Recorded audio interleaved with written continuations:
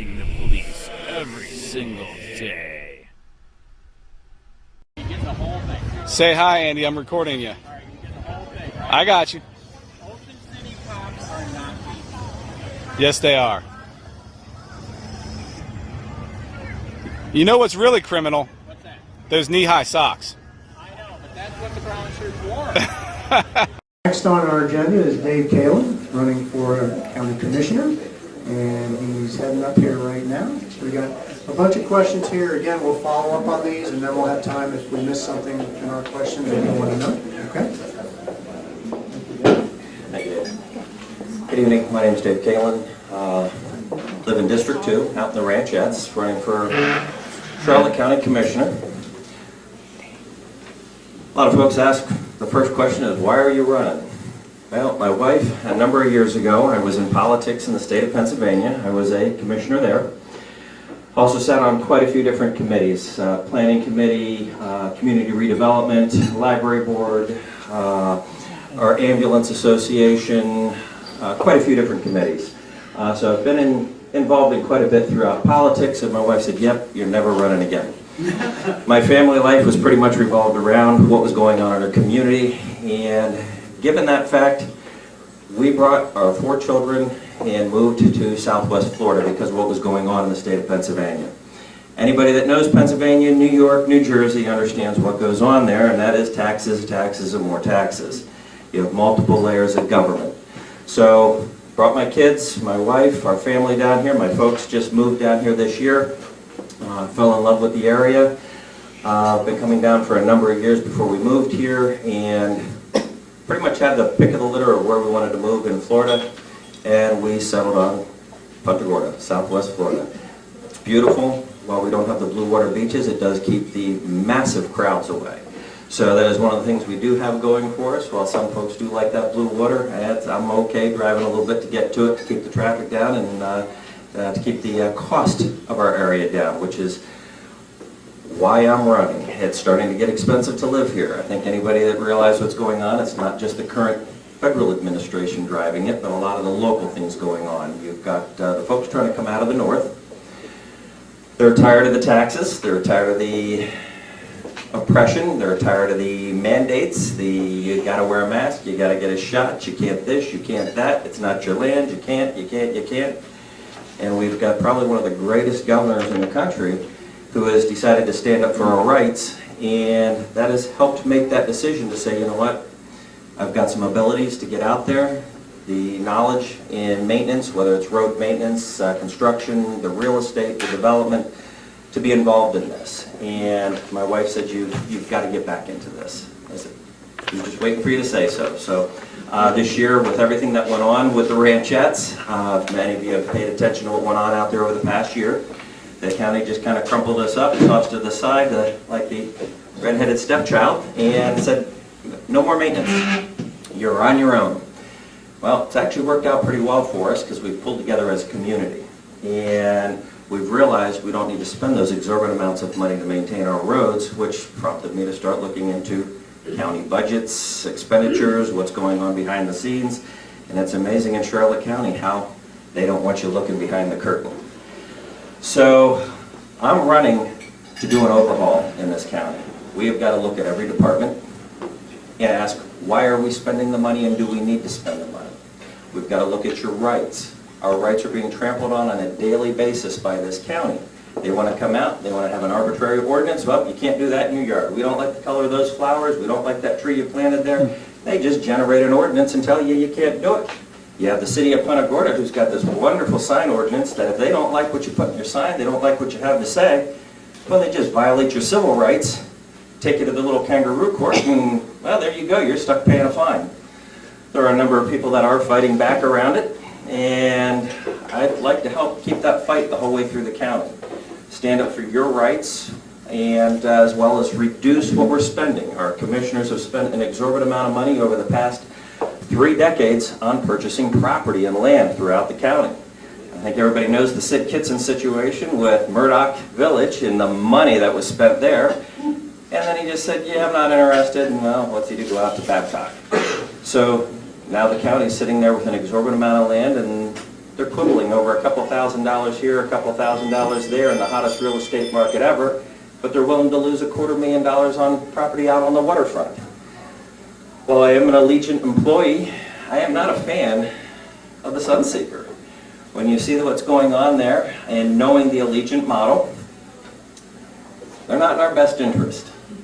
While they are a great company coming into the area, bringing the flights into here, keeping the airport viable, the Sunseeker is one of those things. They will bring their own people in. If anybody's paid attention to what's going on with the Sunseeker situation, from the beginning, we should have had some parking issues figured out. We should have had how do we get northbound onto 41 figured out. They're almost done with construction, they still don't have that figured out. And the Board of Commissioners decide, well, we'll just give them a lane of road. I don't know of anybody else that they just give people a lane of road when I can't even get my roads maintained in the ranchettes.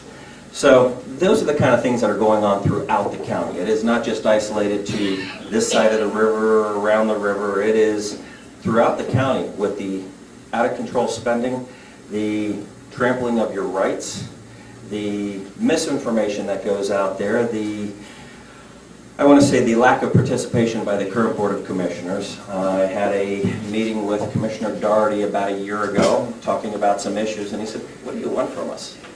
We're just rubber stamps. The county employees tell us what they want, and we stamp it for them. I don't know about you, but I don't want leaders that just rubber stamp what somebody tells you to do. I think they need to be involved. They need to be at every level of that from the beginning to the end of a project to understand what's happening in that community that they're supposed to be governing. So I have put it in the paper that should I be fortunate enough to be elected, I will resign my job with Allegiant, and this will be my full-time position to make sure that your voice is heard, everybody's voice is heard. You have an issue, I might not be your commissioner, but I'll be at your doorstep addressing the issue. And that's what needs to happen. We need to have commissioners and leaders that you can have a sit-down with, you can have a conversation with, and not feel like they're on a pedestal and I can't talk to them. We need a change in our politics, and that is across the board. So I'm not your typical candidate, probably a little too far right for the Republican Party. I firmly believe that our rights need to be preserved and protected. That is the first and foremost job of our government and our government officials.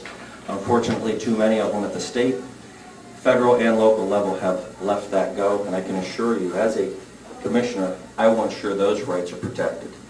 So, a little bit more about me. Where I come from, I do have 4 kids. 3 of them are grown. I still have 1 high schooler at home. My wife Tammy's in the back here with my folks. We do run a farm out in the ranchettes, so we raise honeybees, we do produce, a few other things out there.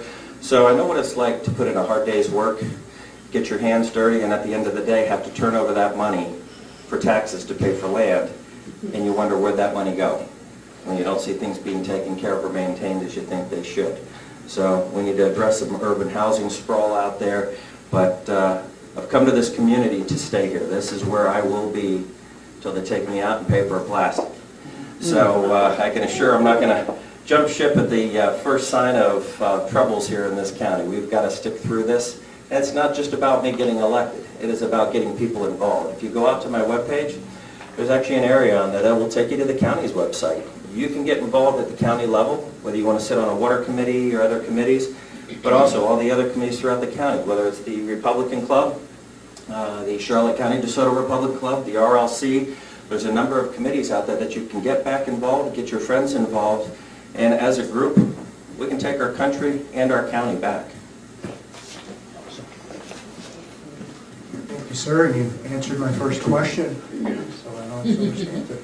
This is sort of related, but general welfare is mentioned in the U.S. Constitution, but it's a principle that should be everywhere. What do you believe that means? Do you believe the principle of general welfare should apply to local government as well? Well, I think our founding fathers delineated between federal, state, and local when it came to what our elected leaders are supposed to do. So that general welfare does precipitate down at all levels of government. And it is the commissioner's duty, the elected leaders at the local level, to ensure that we are protected, we are safe, things are taken care of in that level, at the government level that they are ordained to do by our Constitution and our Bill of Rights. Any follow-ups on that so far? Or the proper role of government, which was the first question, which we already answered. Okay. As a commissioner, what government programs, restrictions, rules, and or ordinances that affect our personal or business lives would you fight to repeal? I've told quite a few folks out there, I get out there, I've dealt with code enforcement quite a bit. That is one of those groups that is constantly in your backyard, in your front yard, nitpicking everything you do in your life. That needs to be removed. There are times when you do need code enforcement. Nobody wants somebody putting up a kitten killing factory in their backyard. However, when they get down to what type of plants you're putting in your front yard, your backyard, or your neighbor's too busy worrying about what you're doing rather than what he's doing, that is outside the purview of our government. And that is one of those things that does need to be reined in. And I think our governor last year signed a bill into law, went into effect July 1st or July 5th, I believe it was. No more fake code calls just because you're mad at your neighbor, because you don't like the car he's got sitting in the driveway. A little bit of primer on the back corner, and I don't like that, so I'm calling in on that guy. It looks abandoned. That all went away. If you want to call in, you got to pony up your name. Put a little cojones behind what you're going to say, so you better make sure it's legit. Otherwise, you will be charged with that investigation. So our governor's at least taken the steps to realize that we have a lot of municipalities and counties that have overstepped their bounds. 2 years ago, he did the same thing with the right to produce your own food law. And a lot of people don't understand what that one was. You have all these HOAs and all these communities that say you can't grow vegetables in your yard. You can't do that. It's a neighborhood. The governor says, yes, you can. That is your right. So we need to have that protected, and those are some of the programs I would get rid of, is do a complete overhaul at the code enforcement level. Including the building department? That's my second stop. I mean, we are the only county in the world that I know of where you need a license to do demolition. Well, the problem with the building department, address that. Putting my own home in, I've done some small construction projects throughout the county. We do a lot of chicken coops, things like that on the agricultural side. But I have never seen a government agency such as our building department where your engineer can design everything right to the standards, and then the plans examiner says, but I prefer you to do it different. Violating everything that the engineer and the state has set forth as a guideline. That needs to stop. Yeah. Because they aren't taking liability for that. You and your builder are, or you and your engineer are. So that needs overhauled. That's got to go away. It needs to be clear cut, cut and dry. You shouldn't have to wait 4 to 6 months for a set of blueprints to come back from the plans department that, oh, it's okay now, you can build it. That should not be happening. Dealing with it now. Deal with it. Follow up on that? Dealt with it. Yeah, it's all about the permitting. Did you know if you have a palm tree that's growing too close to your house, that you have to get a permit to get that removed? We have a rental property that we got fined for having 3 palm trees out of 6 or 8 removed because they were against the house. However, Do you know what the bulk of permits are? what permit? The bulk of permits are? That's revenue generators. Yeah, absolutely. Which keeps a group of individuals, which also tags over into code enforcement, because a lot of code enforcement also does building inspection. So when you get into that, nobody should be telling you, you need a permit to maintain your property. That's got to go away. And putting in sheds, you have to have a permit for. We have a tenant property. I asked them, can we have a shed put on, because the tenants wanted to bring a shed. They said as long as they get a permit. Well, they had to get a permit to move it here, so they thought they had a permit. We thought they had a permit. Nope, they didn't like that, so. And then I have another point I wanted to talk about. I volunteered for the Sidewalk, Street, and Drainage Committee at one time, because I live on Ackerman. There are no sidewalks there. We've got children walking to and from school buses, riding bicycles. One of them I know doesn't ride on any side of the road. She rides in the middle. Fortunately, the adult drivers are not running over the children. We had rental property, it wasn't ours, a rental property next door to us had a guest who, the mother and two parents that were pushing a stroller down the road. Well, during the summer, we have the sunsets at the end of Ackerman, and somebody ran into the lady in the stroller. Safety is supposed to come first in this county. They've got to have a place to walk.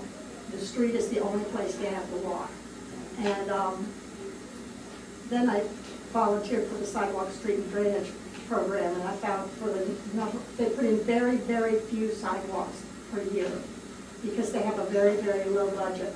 I lasted 3 quarters on that and realized that they had no intention of listening to any suggestions or changing the way things work, and decided I'd had enough of that. So there's a way to address the sidewalk issue. When communities come in and they do a planned community, that needs to be something at the beginning of the talks with the developers, that is something that is a given. Whether it's on one side or the other of the street, I think this needing sidewalks on both sides is excessive. However, having sidewalks in a planned community is something that needs to be addressed during the planning phases before things are approved.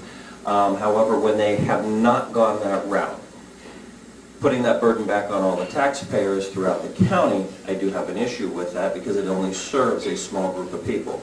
And that is where I think the county needs to promote civic associations. And that is where you have a group in your neighborhood that is going to deal with that and interface with the county to make it happen. But that group works out with the civic association the cost to do that, so it is from your community because it was not in an original plan. Anything going forward new. We've got a lot of that throughout the county where you have areas where they just didn't do it, which comes back to a lot of the previous boards, a lot of the previous building inspectors and building departments just didn't require it. They didn't want to, or it was a friend of theirs doing the project and that added an extra $2,000 in profit to the job, so they just didn't require it. Well, now we're in a situation where we've got sewers and new water lines being put in on both, one on either side of the street. And where will the sidewalks go when you've got ditches, is what they call them up north, they call them swales here. I don't think there's any hope for the community to be able to get together and put sidewalks on one side of the street, even just the main drag. You know, we've got these loops, and they got, the pipes are looped too, so. Is there room for a shoulder? Like a shoulder?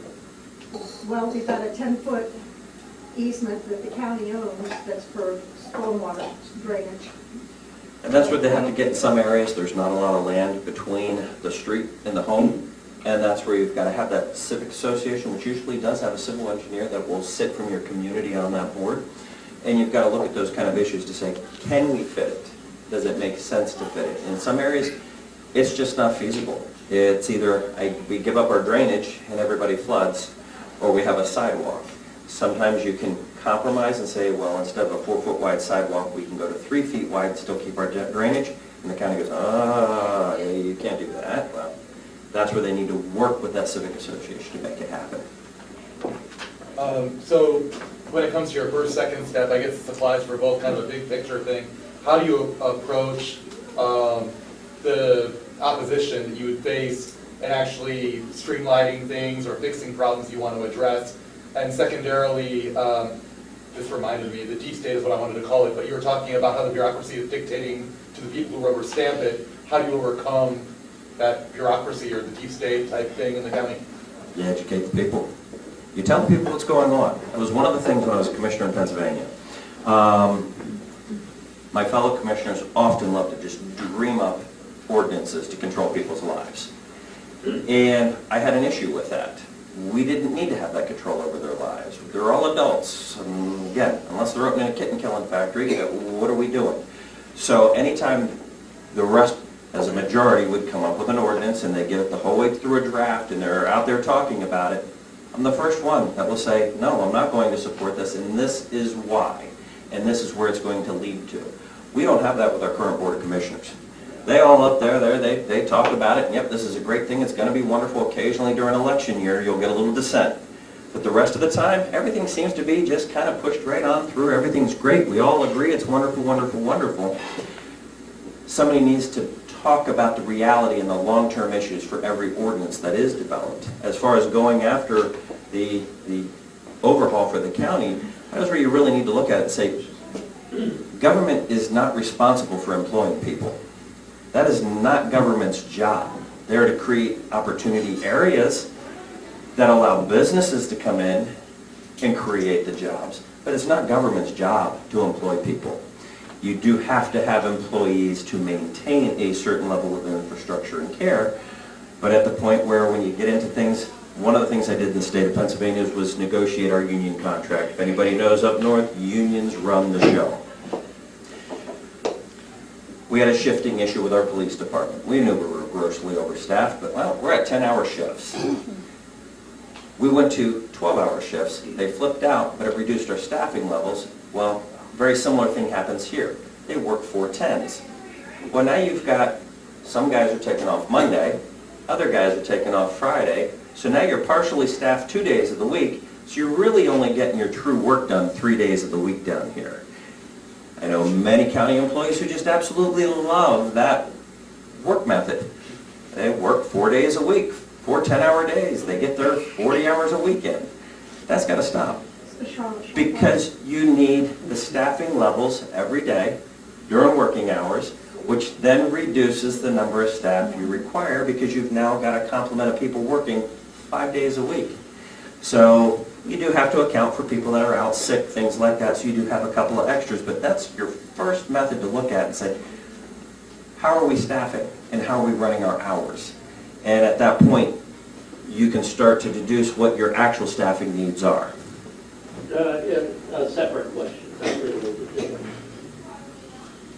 Oh, okay, I didn't realize you were done. As far as the existing board, or council, I guess it would be, so a number of them have been there for a fair amount of time. What are the terms of the existing governance body? So we are in a charter review year. And how does that equate to what you see as the problem and what you see as the solution? Okay, so problem with the charter review year is you have a charter review committee. The charter review committee is appointed by the Board of Commissioners, usually friends, people they know, business associates. They put them on the board. Good example is a number of us went in and talked about term limits, part of your question. And what do you think is a good term? There are no term limits in Charlotte County for commissioner. They can run and run and run. One of our candidates right now is running for his 4th term. Another one that I'm running against is running for his 3rd term. So when you start to look at it, you say, how much is too much? How many years are you going to be in there? Or are you going to let new ideas, fresh ideas, people that understand technology, and maybe we can reduce some costs with some technology, they don't get an opportunity because the incumbents keep running and running and running. That's the purpose of the Charter Review Board. They're supposed to take the input of the people, make the changes to the charter, which then set the governance to the board, which I think is a serious issue because that's the fox watching the hen house. I personally, this is my belief, that Charter Review Board should be elected positions. It's once every 6 years.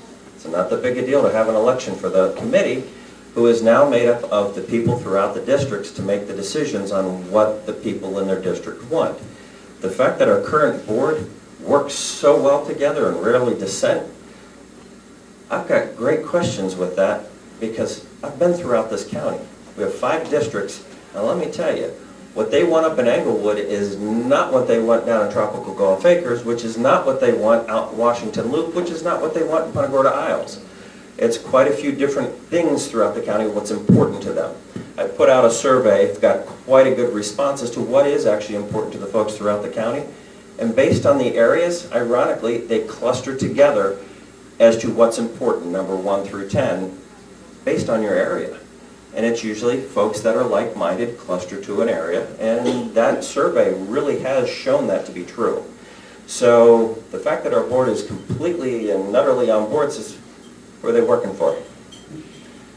They've got their own group of people that they talk to, that they're pushing things forward, and I know, it's blasphemy. You're talking about your government. Yeah, we all know that the backdoor deals happen, and the families that run the county continue to run the county, and if you don't get their okay to run, well, you're the bad guy. That's not how our government is supposed to run. The people pick who they want to run. What's your position on zoning changes? I've watched some really, doesn't pass a smell test, changes, like in environmentally sensitive, X number of acres, the old YMCA tract, okay? And now all of a sudden, we're gonna have commercial business in there, hopefully Harry's, coming across the river with the, I call it the Lashley group, or whatever the group, but the money people, who have Doherty and Truex and, yeah, I would say Deutsches with that crew. I don't think Tessie is, okay? But it's, if I bought a house and it's zoned R3, okay, and somebody gets a zoning change so they can build a 7-Eleven across the street,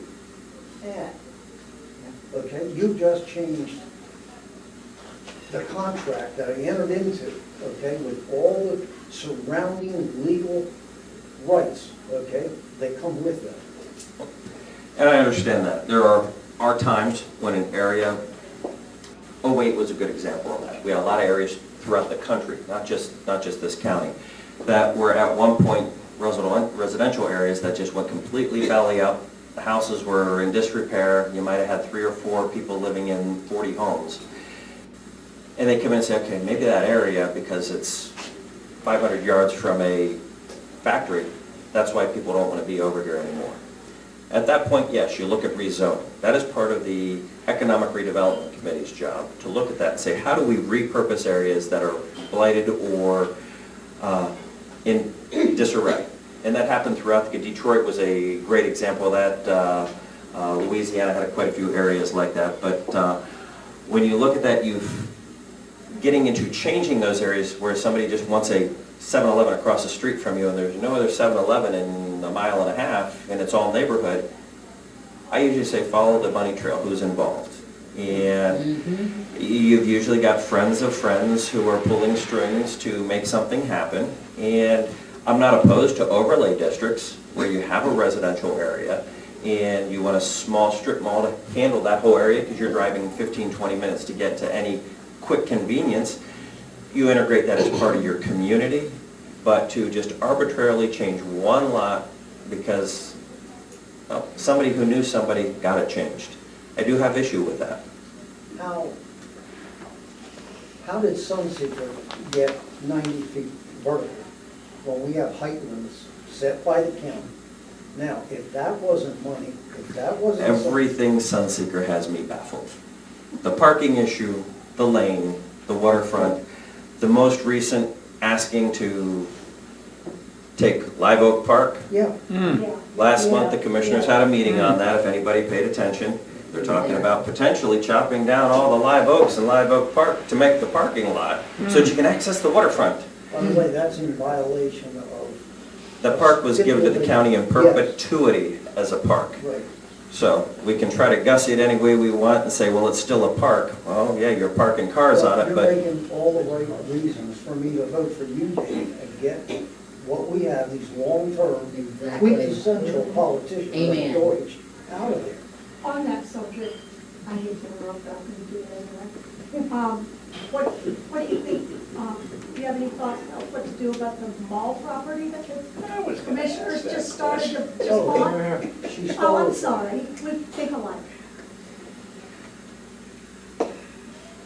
I don't think they bought it. I think they have a vested interest but didn't actually buy it. I think the initial investors still hold title to it, and there's still a phenomenal amount of money owed on it. 44 million. Yes. But the county put up at auction 100 grand for something. But I think along with rights that to something, there is that big ass debt there. It smells like another Murdoch Village all over again. That's part of my campaign.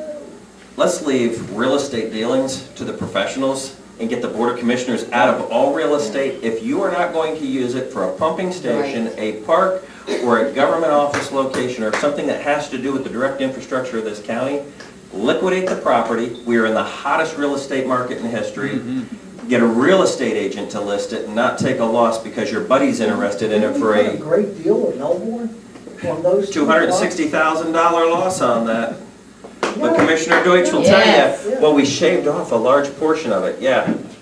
About 80 feet to create an entrance into the other park. So when you look at these issues, they've got to be out of the real estate business. They don't know what they're doing. They're taking losses on properties, and that is why that's not their job. We need to leave that to the professionals, and that is one of the things I'm committed to, is getting the Board of Commissioners out of the real estate business. Before we get too far off, you mentioned blight. I'm wondering if you, driving around Charlotte County, in your opinion, how much of Charlotte County is actually blighted? Take Parkside, for instance, or maybe out where you're at on Vermont Road. I haven't seen any blight. None. So, blighted areas, you go through Detroit. You see areas block after block. There's trash piled up. There's buildings in disarray. The windows are busted out. There's plywood hanging over everything, and there's absolutely no construction. There is no improvement going on. That's a blighted area. Whether I choose to have an old car sitting in my front yard as a planter or a toilet with flowers growing out of it in my front yard is my business, not my neighbor's business, and by God, not my government agency's business. That comes back to people's personal and property rights. And the county to come in and say, well, that's blighted because, well, we don't like that sitting there, or we don't like the 4x4 on the side of the house, you need to park it in front of the house, is semantics. It's just control, and they've got to release that control. I got to follow up on the mall question. After that, let's get back.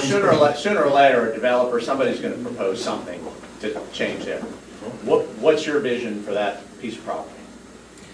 My vision is that the market will ferret out who and what goes into that location, and our Board of Commissioners has no business dictating what is going in or not going in. So if an investor comes in and wants to spend the money to buy it, tear it down, and put up a condo complex, as long as they can go through all the requirements, and they can meet the traffic requirements, they can meet the sewer EDUs and the water requirements and everything else on a fair level basis that everybody else would have to meet, then okay.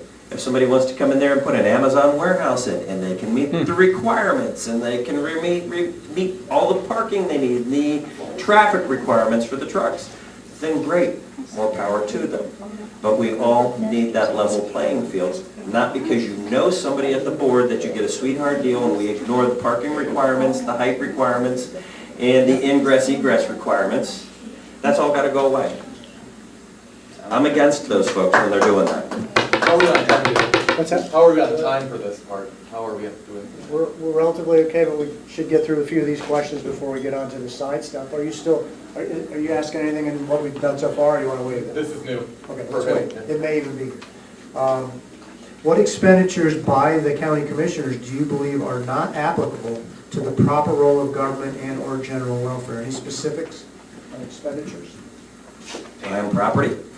They're talking about nearly $2 million to buy 2 lots in Placida. Are you kidding me? That was brought up last month. So yeah, again, more real estate expenditures. Some of the other expenditures out there, well, I've requested full budgetary numbers for everything, right down to time cards, and the county doesn't want to respond with a lot of that documentation because they're afraid people are digging too deep. So some of the expenditures I do see going on out there that I know for a fact are our MSBUs and the misappropriation of those MSBU funds. And when you start to look at what's going on, some of them have been disbanded because, well, they're a little too loud and too squeaky and, well, we don't want to maintain you anymore. They just walk away from it. However, when you look at the way those MSBUs operate, it allows them to funnel employees that don't have any work into an area where there really is no work needed and chew up money out of something other than the general fund. They pull it out of the MSBU. This is not conjecture. This is a matter of fact. I've got the records on it. You've got a piece of equipment you know is failing, but you're running up and down 41, which is not an MSBU, doing some mowing, and it's about to break. You take it out to an MSBU, you drop it off. Oh, you fired it up and it broke. Well, that MSBU was working for them, and now they got to pay for that repair. And then it goes right back to where they were just working on 41.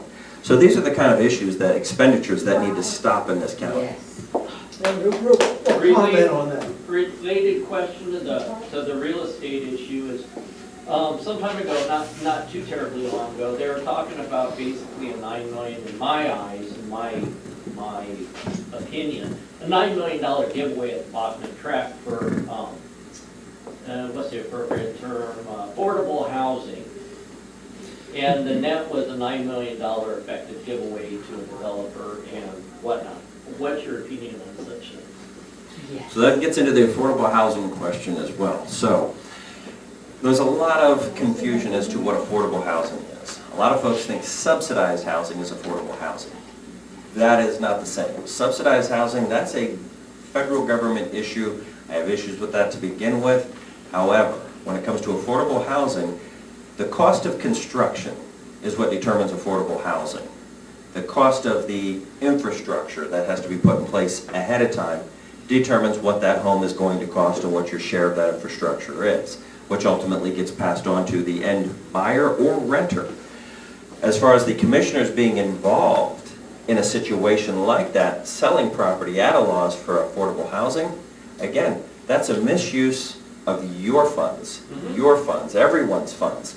They are required to get top dollar for the piece of property that they are liquidating in this market, and by selling it at a loss is a dereliction of duty.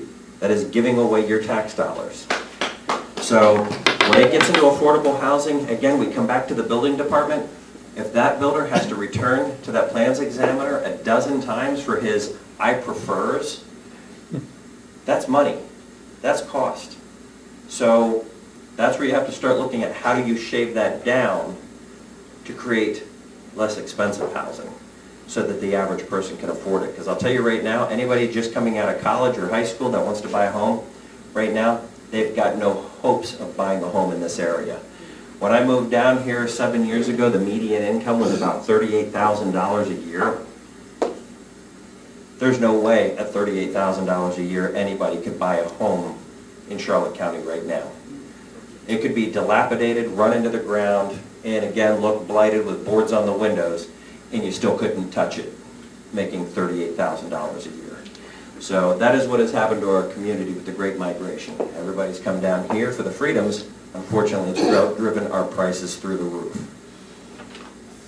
Can we go on a little tangent of police with spending and also privileges, civil asset forfeiture, police budgets, and I'm wondering if perhaps like actually tailoring the laws where you have some sort of prioritization of the laws so they're infringing on people's rights directly instead of like victimless crime type stuff. Civil forfeiture should go away. That should be banned, it should be outlawed, state, federal, local level, and that is one of those things here in this county that I think we should be a sanctuary county saying we will not allow our sheriff's department to do civil forfeiture, period. And maybe the last thing I wanted to touch on if we're wrapping up is the Second Amendment and gun rights countywide. How can you make an impact locally? I'm following up on the questions I asked Tom also, who I'm trying to get at. Last year, the Board of Commissioners did vote to make this a Second Amendment sanctuary county. I would like to take that one step further and violate the law and say sanctuary open carry county. Nullify all the gun laws.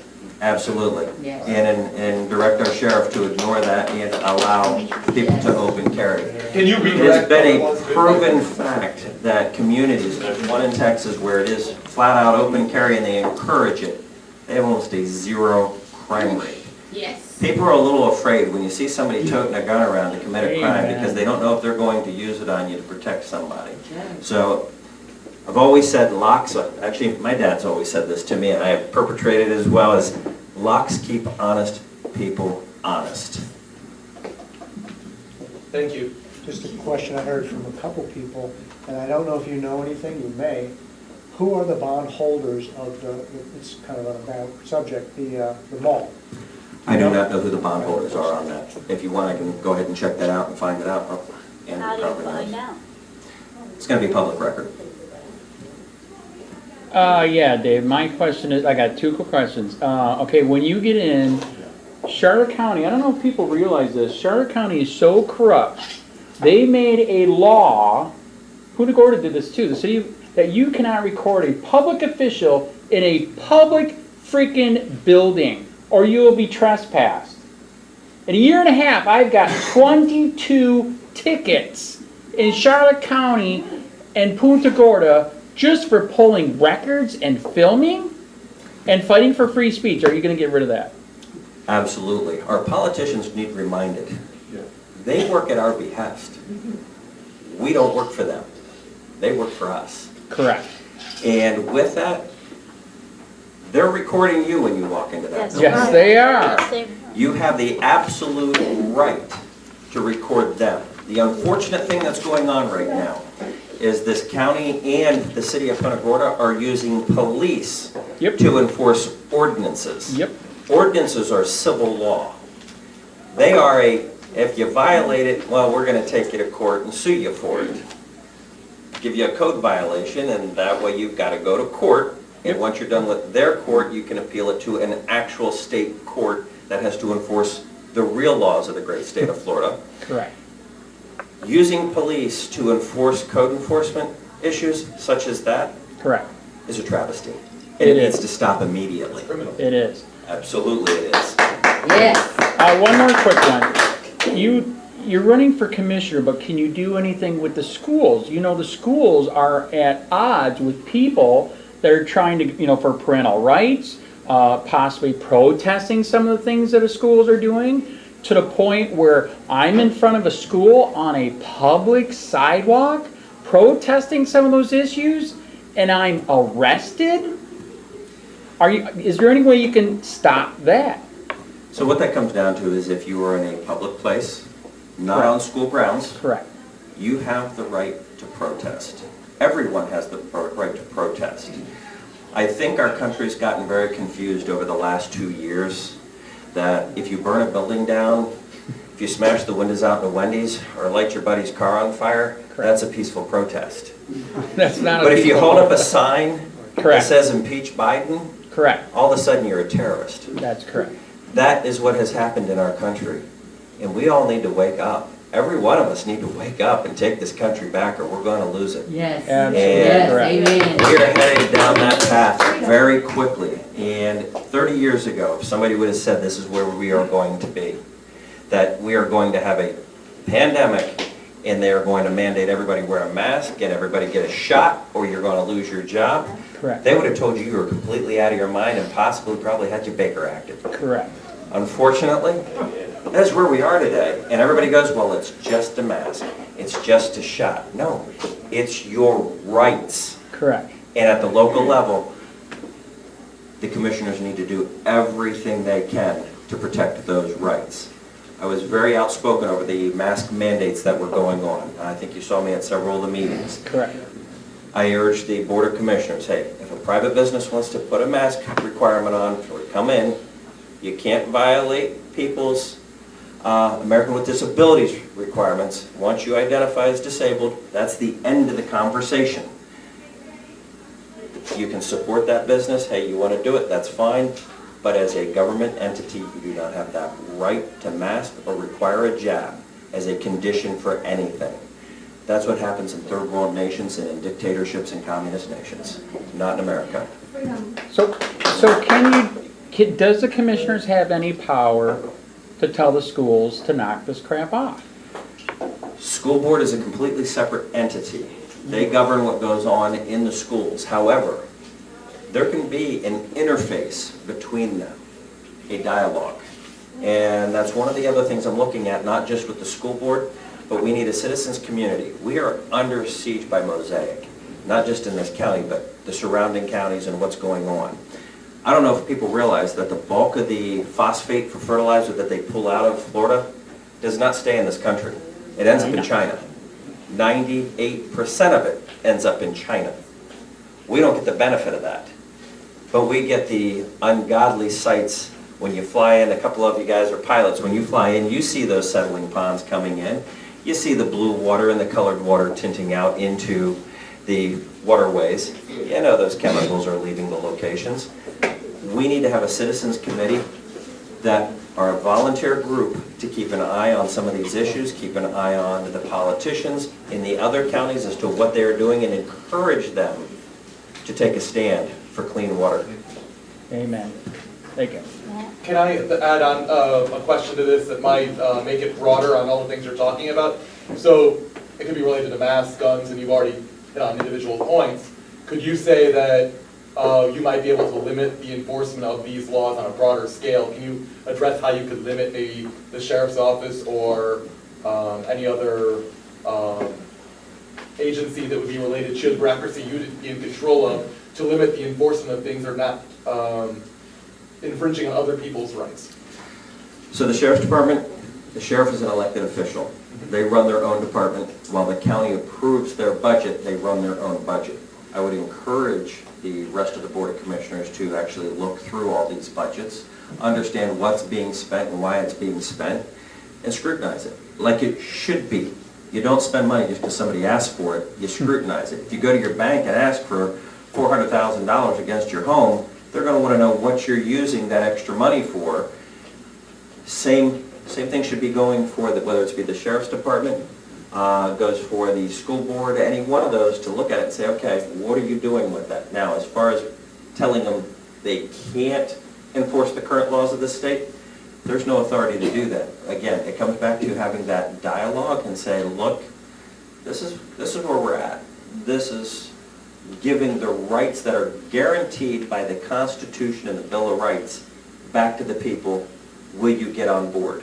And you do it publicly. We've got to start calling some of these folks out publicly, not these backdoor deals. It needs to be public. Thank you. With the issue that we've got going on with the dedicated public access, self-maintained right-of-ways throughout the county, what's the plan for that? My community, and you're very close to my community, have a very similar issue. Ours is very unique out in the ranchettes. If anybody paid attention, we have almost 40 miles of roads in the Charlotte ranchettes, and it joins the airport property to the west. To the east is the Cecil Webb Wildlife Preserve. So what you have is this 1 mile wide, 3 mile long set of roads that were put in by Colonel David Gallant back in, final approval was in 1967. It was done through the legislature. It was an end run around. The McQueens tried to develop it. It was going to be too much money to do. They took the end run around, called it a drainage district, which in 1967 terms meant drain the water off of it, fill it in, and build up on it. And that's how it was approved by the state legislature. It was engineered, it was designed, the easements were procured.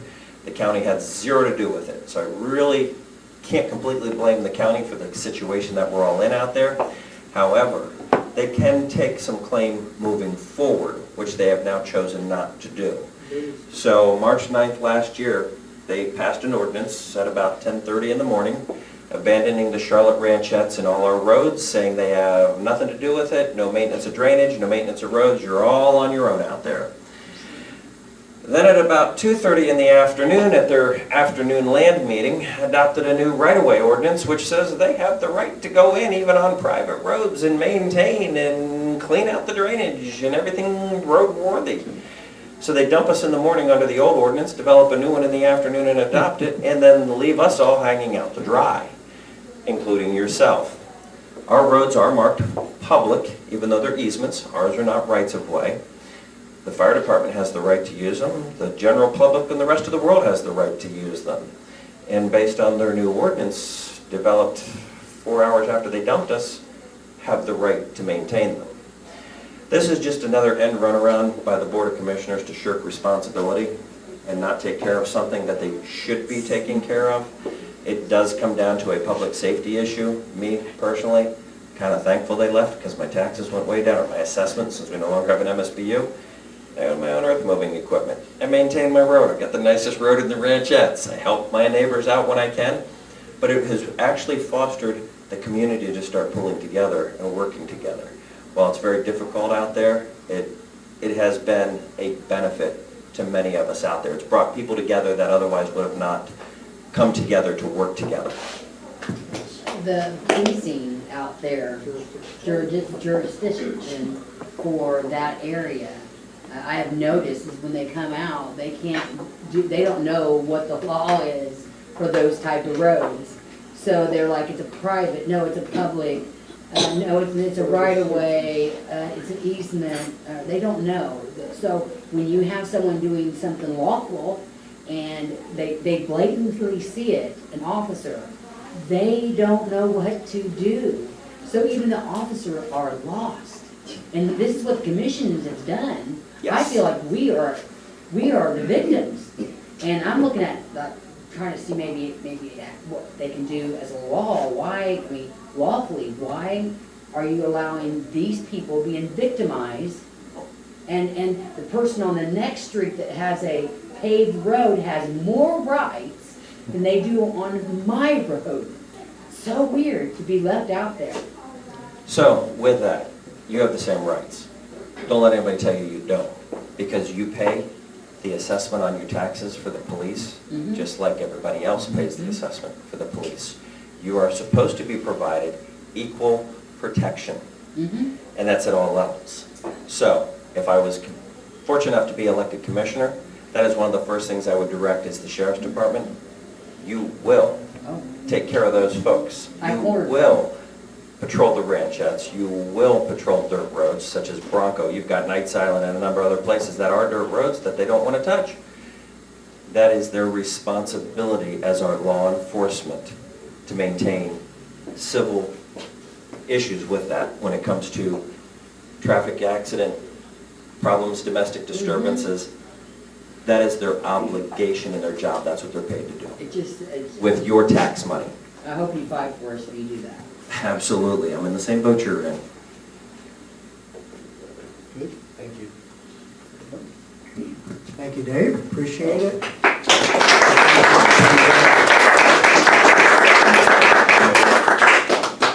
And I'm doing it the old-fashioned way, doing petitions. So if you haven't filled out a petition to put me on the ballot and you're willing to do so, please let me know. I'll bring you that petition. Is there anyone else collecting petitions? Too much? Just Dave? Okay.